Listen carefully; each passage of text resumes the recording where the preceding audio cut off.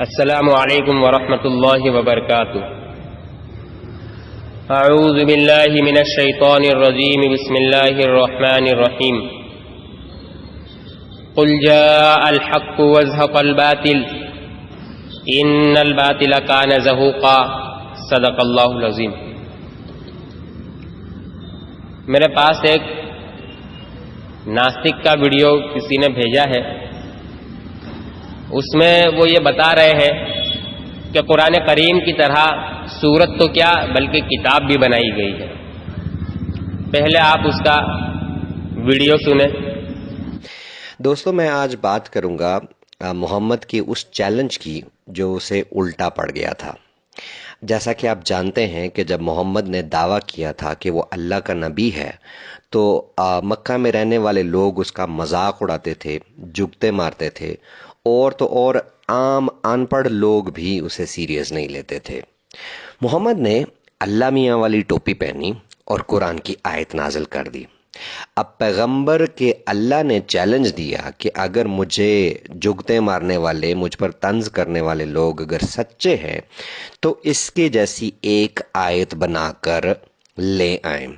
اگر بھی اس میں لکھا ہے، اور اگر تمہیں کچھ شک ہو اس میں جو ہم نے اپنے خاص بندے پر اتارا تو اس کے جیسی ایک آیت لے آؤ۔ ہونا کیا تھا؟ عرب کے شاعروں نے، پوئٹس نے اس چیلنج کو قبول کیا اور ایک آیت بنا کے دے دی۔ اللہ کا رسول اور رسول کا اللہ دونوں پریشان ہو گئے، فوراً پلٹا مارا اور اگلا چیلنج دے دیا۔ اس چیلنج کا ریفرنس بھی آپ کو اسکرین پر ابھی نظر آ رہا ہے۔ یہ اس میں لکھا ہے، کیا یہ کہتے ہیں کہ انہوں نے خود اسے بنایا ہے؟ تم کہو اس جیسی ایک صورت لے کر آؤ اور اللہ کو چھوڑ کر جس کو بلا سکتے ہو بلا لو اگر سچے ہو تو۔ یعنی ایک آیت تو انہوں نے بنا کے دے دی، اب اللہ نے چیلنج دے دیا کہ اس جیسی ایک صورت اور بنا کر لے، اس جیسی پوری صورت بنا کر لے کر آؤ۔ اب عرب کے شاعروں نے یہ چیلنج بھی مان لیا اور صورت بنا کے منہ پر مار دی۔ اللہ میاں نے پھر اپنی ڈیمانڈ ہی بدل ڈالی، اور وہ ڈیمانڈ کیسے بدلی اس کا ریفرنس بھی آپ کو اپنی اسکرین پر نظر آ رہا ہے۔ کیا یہ کہتے ہیں کہ انہوں نے اس جیسا بنا لیا، یعنی اس جیسی صورت بنا لی، تم فرماؤ کہ چلو اس جیسی 10 صورتیں لے کر آؤ۔ عرب تو شاعر تھے، انہوں نے کیا کرنا تھا؟ انہوں نے کہا کہ بیٹا اب یہ لو، وہ 10 صورتیں بنا کر لے آئے اور دعویٰ کیا کہ اب آپ کے سب چیلنج پورے ہو گئے ہیں اور اب آپ ہار مان گئے ہیں، ہار مان لیں۔ تو اب اللہ میاں کو کیا ہوا کہ اللہ میاں نے ہار کیوں ماننی تھی؟ نہ محمد نے ہار ماننی تھی۔ تو اللہ میاں جو آخری حربہ استعمال کرتے ہیں ہمیشہ کی طرح، گالیوں والا، اللہ میاں نے گالیاں دینی شروع کر دیں۔ اس کا ریفرنس بھی آپ کو اسکرین پر نظر آ رہا ہے، اور اس میں لکھا ہے، اور جو کوشش کرتے ہیں ہماری آیتوں میں ہار جیت کے ارادے سے وہ جہنمی ہیں۔ یعنی عرب شاعروں نے جب 10 صورتیں دے دی تھیں تو انہوں نے کہا تھا کہ اب تو آپ کے سارے چیلنج پورے ہو گئے تو اب آپ ہار مان لیں۔ تو اس کے جواب میں اللہ نے گالیاں دینے شروع کر دیں کہ یہ جو ہار جیت کے ارادے سے ہماری آیتوں میں کوشش کرتے ہیں وہ سارے جہنمی ہیں۔ انہوں نے کیا کیا؟ جب چیلنج ہار گئے تو اب آخری چیلنج ایک اور جو ہے وہ دینا شروع کر دیا۔ اس کا ریفرنس بھی آپ کو اپنی اسکرین پر نظر آ رہا ہے۔ اس میں لکھا ہے، تم فرماؤ تو اللہ کے پاس سے کوئی کتاب لے آؤ جو اس کتاب سے زیادہ ہدایت کی ہو تو میں اس کی پیروی کروں گا۔ یعنی شاعروں کی ہر بار کی کامیابی سے تنگ آ کر اللہ نے شاعروں سے پوری کتاب ہی مانگ لی۔ پہلے کہا ایک آیت لے آؤ، پھر کہا 10 صورتیں لے آؤ، جب سارا کچھ، ایک صورت لے آؤ، پھر 10 صورتیں لے آؤ، جب سارا کچھ ہو گیا تو کہا کہ پوری کی پوری کتاب ہی لے آؤ۔ شاعروں نے کیا کیا؟ جب کتاب کا چیلنج آیا تو شاعروں نے یہ چیلنج بھی قبول کر لیا۔ یعنی اللہ میاں اور اللہ کے رسول اپنی دھوتی چھوڑ کر بھاگ پڑے۔ اس میں اس نے سورہ بقرہ کی آیت نمبر 23 کا سب سے پہلے حوالہ دیا ہے۔ سورہ بقرہ کے اندر کہا گیا ہے، وَإِن كُنتُمْ فِي رَيْبٍ مِّمَّا نَزَّلْنَا عَلَىٰ عَبْدِنَا فَأْتُوا بِسُورَةٍ مِّن مِّثْلِهِ، کہ اگر تم شک میں ہو جو کچھ ہم نے اپنے بندے پر اتارا ہے تو اس میں سے کوئی تم اس طرح کوئی ایک صورت ہی بنا کر لیا۔ سب سے بڑا جھوٹ اور سب سے بڑی مکاری اس نے اسی آیت پہ کر دیا ہے، شروعات میں ہی کر دیا پہلے حوالے پہ۔ یہاں پر لفظ ہے بصورت، کہ صورت بنا کر لیا۔ اس نے کہا کہ ایک آیت بنا کر لیا، اور اسی کے مشابہ آیت ہے سورہ یونس آیت نمبر 38، جو اس نے دوسرے نمبر پہ حوالہ دیا ہے۔ اس میں کیا ہے؟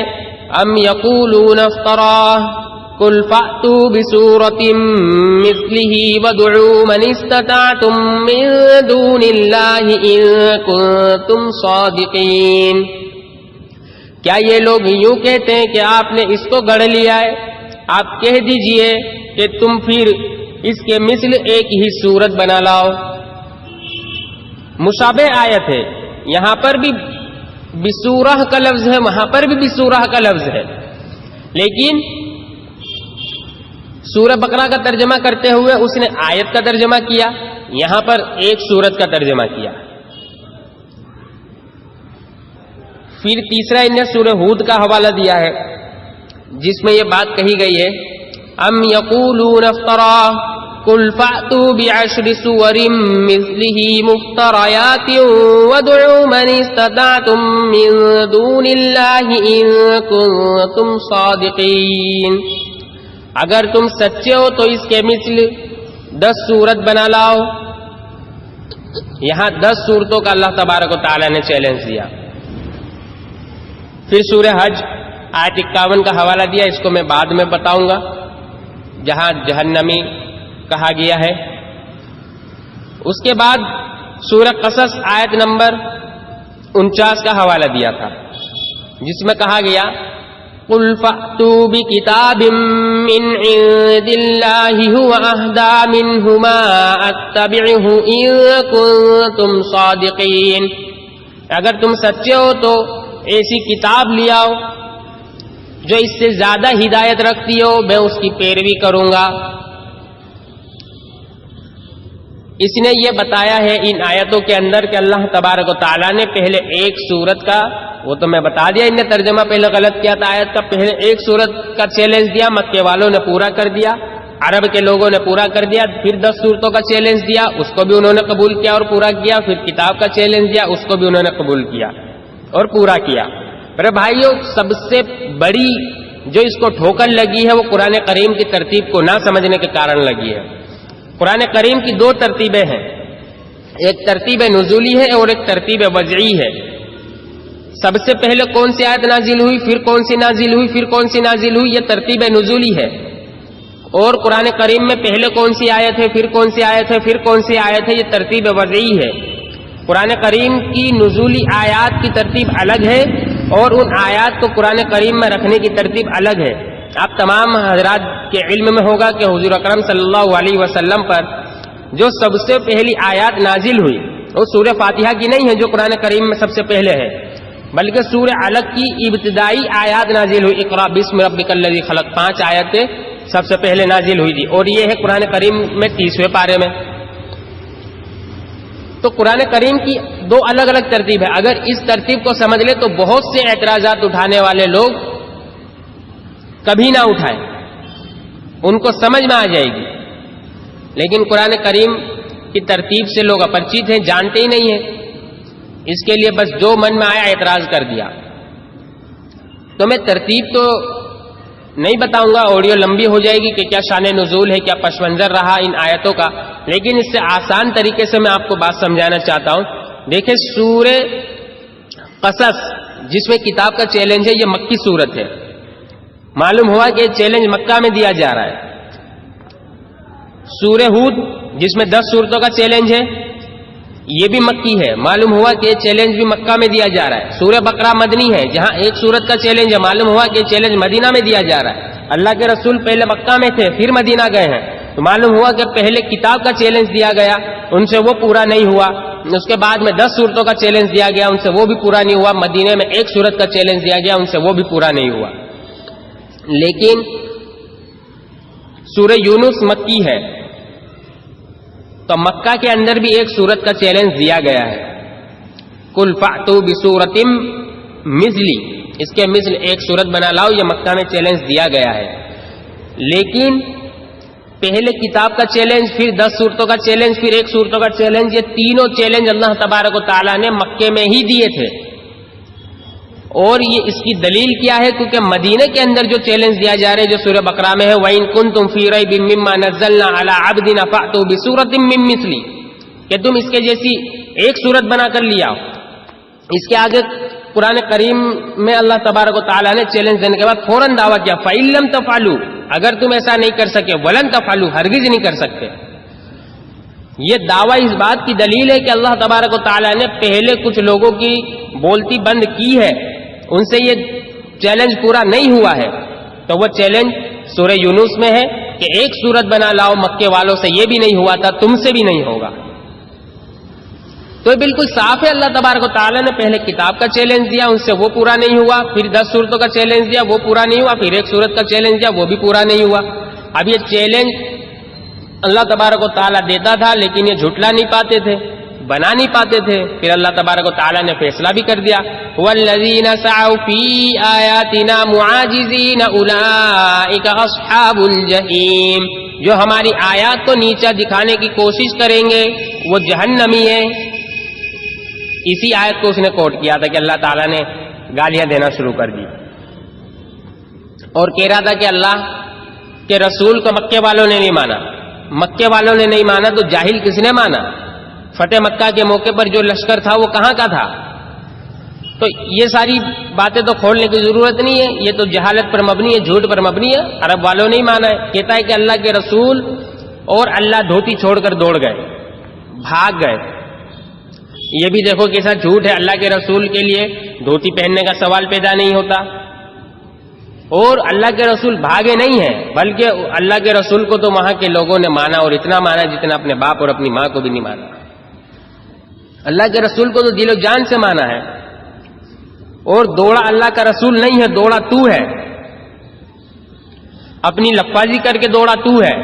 تو نے کہا کتاب بنائی, حوالہ دلیل کچھ نہیں, دوڑ گیا, بھاگ گیا. 10 صورتیں مکے والوں نے بنائی, عرب کے لوگوں نے بنائی, لفاظی کیا, بکلولی کیا, بھاگ گیا. تو دوڑا تو ہے, اللہ کا رسول نہیں دوڑا ہے. اور میرے بھائیو, یہ آڈیو پھیلانے والے کون لوگ ہیں؟ ہمارے آریہ سماجی ہیں. تو ان کو سوچنا چاہیے کہ جو سوال یہ قرآن پہ اٹھا رہا ہے, ہمارا وید اس سے محفوظ ہے؟ تیتریہ برہمن میں لکھا ہوا ہے, یا مرشیو منتر کرتو منی شیڑہ, کہ بدھی مان رشی منتروں کے بنانے والے ہیں. قرآن کی طرح تو بنانے کا سوال ہی پیدا نہیں ہوتا. لیکن آریہ سماجی دیکھا کہ اسلام کے ورودھ میں ہے, اس کا پرچار شروع کر دیا, اس کو شیئر کرنا شروع کر دیا. تو ذرا اپنے ویدوں کا بھی حال دیکھیں. بدھی مان رشی منتروں کے بنانے والے ہیں, اور اس کے اترکت ویدوں میں ایسے کئی پرمان ملتے ہیں کہ سمے سمے پر منتر جو ہے رشیوں نے بنائے ہیں, رچے گئے ہیں. ادھارن کے لیے رگ وید منڈل 1 سوکت 109 اور منتر نمبر 2 کے اندر ہے, اتھاسو مسیا پریتی یو ابھیامندراگنی ستومم جنیامی نویم. ہے اندر اور اگنی تمہارے سوم پردان کال میں پٹنیا ایک نیا استوتر رچتا ہوں. رگ وید منڈل 4 سوکت 16 منتر 21. اکاریتے ہریو برہم نویم دھیا. ہے ہری وششٹ اندر, ہم تمہارے لیے نئے استوتر بناتے ہیں. رگ وید منڈل 7 سوکت 22 اور منتر 9. یہ چ پوروارشیو یہ چ نوتنا اندر برہمانی جنینت وپراہ. ہے اندر دیو, پراچین ایوم نوین رشیوں دوارا رچے گئے استوتروں سے استوتیہ ہو کر آپ نے جس پرکار ان کا کلیان کیا ویسے ہی ہم استطاعوں کا بھی متروت کلیان کریں۔ میرے بھائیو، اسپشٹ ہے کہ ان نئے ستوتروں و منتروں کے رچیتا سادھارن مانو تھے، جنہوں نے پوروجوں دوارا رچے گئے منتروں کے کھو جانے پر یا ان کے جو ہے اپربھاوکاری سدھوں پر یا انہیں پرشکرت کرنے یا اپنی نوی رچنا رچنے کے ادیش سے سمے سمے پر نئے نئے منتر رچے، اس لیے وید سروج્ય پرماتما کی رچنا سدھ نہیں ہوتے۔ تو آریہ سماجیو، تم بھی وچار کرو، اگر کوئی اسلام کے ورد ویڈیو بنا رہا ہے، آڈیو بنا رہا ہے، اس کو شیئر کرنا شروع نہ کر دو، اس کے اوپر اپنے ویدوں کو بھی ذرا دیکھو کہ کیا تمہارا وید اس سے محفوظ ہے۔ اور اس کے مقابلے میں قرآن کریم کو دیکھو، جب عرب کے اندر شاعریوں کا مقابلہ ہوا کرتا تھا، کعبے کی دیوار پر شاعری لٹکائی جاتی تھی، ایک شاعر آتا، اس میں غلطی نکالتا، اس کا شعر لٹکا دیا جاتا تھا، دوسرا آتا، اس میں غلطی نکالتا، اس کا لٹکا دیا جاتا تھا۔ ایک مرتبہ ایک صحابی نے سورہ کوثر کی آیت لٹکا دی، سورہ کوثر لٹکا دی، اِنَّا أَعْطَيْنَاكَ الْكَوْثَرَ فَصَلِّ لِرَبِّكَ وَانْحَرْ إِنَّ شَانِئَكَ هُوَ الْأَبْتَرُ۔ لوگ دیکھ رہے کہ شعر جیسا بھی لگ رہا ہے، وزن بھی برابر ہے، اِنَّا أَعْطَيْنَاكَ الْكَوْثَرَ فَصَلِّ لِرَبِّكَ وَانْحَرْ إِنَّ شَانِئَكَ هُوَ الْأَبْتَرُ۔ را پر جملے بھی ختم ہو رہے، تینوں تین جملے تین ہے، بات بھی پورے ہو رہی ہے اور وزن بھی برابر ہے، لیکن کوئی غلطی نہیں نکال پا رہا ہے۔ ایک جن نے وقت مانگا کہ مجھے موقع دیا جائے، میں اس میں غلطی نکالوں گا۔ پوری رات وہ اس کے اوپر سوچ اور وچار کرتا رہا، غلطی نکال رہا تھا تو خود پھنس رہا تھا۔ اگلے دن آیا، لوگ بھی آئے کہ آج اس کی بھی غلطی نکالی جائے گی اور اس کو اتارا جائے گا سورہ کوثر کو۔ مسلمانوں، فخر کرو یہ قرآن کریم پر۔ اس نے آ کر کہا کہ میں پوری رات سوچ و وچار کرتا رہا، لیکن میں اس میں کوئی غلطی نہیں نکال پایا، لیکن میں جس نتیجے تک پہنچا ہوں، میں اس نتیجے کو ایک ایسے جملے سے بتانا چاہتا ہوں جو راہ پر ختم ہو رہا ہو۔ اور اس نے سورہ کوثر کے بعد اپنا ججمنٹ لکھ دیا کہ میں اس نتیجے تک پہنچا ہوں۔ لوگوں نے کیا دیکھا، کیا لکھا ہوا ہے، اِنَّا أَعْطَيْنَاكَ الْكَوْثَرَ فَصَلِّ لِرَبِّكَ وَانْحَرْ إِنَّ شَانِئَكَ هُوَ الْأَبْتَرُ مَا هَذَا كَلَامُ الْبَشَرِ۔ اس نے اپنا نتیجہ لکھ دیا کہ ما ھذا کلام البشر، یہ کسی انسان کا کلام نہیں ہے، یہ کسی بشر کا کلام نہیں ہے۔ میں اسی نتیجے پر پہنچا ہوں کہ کسی انسان کا کلام نہیں ہو سکتا ہے۔ جس صحابی نے وہ آیت لٹکائی تھی، اس سے پوچھا کہ یہ تمہارا کلام نہیں ہے؟ وہ صحابی فرمانے لگے بے شک یہ میرا کلام نہیں ہے، بلکہ انہوں نے کہا تنزیل من رب العالمین، یہ رب العالمین کی طرف سے نازل کردہ کلام ہے۔ تو یہ ہمیں تاریخ میں ملتا ہے، زاد المعاد اٹھا کر کے آپ دیکھ لیجئے۔ اور یہ ناستک ملحد جاہل کہہ رہا ہے کہ عرب کے لوگوں نے بنا لیے تھے، تاریخ میں کہیں تو ثبوت دکھا، دوڑا تو ہے۔ تو میرے بھائیوں، اللہ تبارک و تعالی قرآن کریم کی عظمت کو سمجھنے کی توفیق عطا فرمائے۔ قرآن کریم کی طرح نہ تو تاریخ میں کوئی کتاب بنائی گئی ہے اور نہ بنایا جانا سمبھو ہے، اس لیے قرآن کریم کو ہمیں سمجھنا چاہیے کہ اس کی فصاحت اور بلاغت، عرب کے لوگ جو اپنی فصاحت اور بلاغت پہ ناز کیا کرتے تھے، وہ بھی سورہ کوثر کے سامنے ہار گئے تھے، اپنے گھٹنے ٹیک دیے تھے۔ تو قرآن کریم کی طرح کوئی آیت بنانا سمبھو نہیں ہے، اس کی طرح کوئی صورت بنانا سمبھو نہیں ہے۔ اللہ تبارک و تعالی قرآن کریم کی عظمت کو سمجھنے کی توفیق عطا فرمائے۔ وآخر دعوانا ان الحمد للہ رب العالمین۔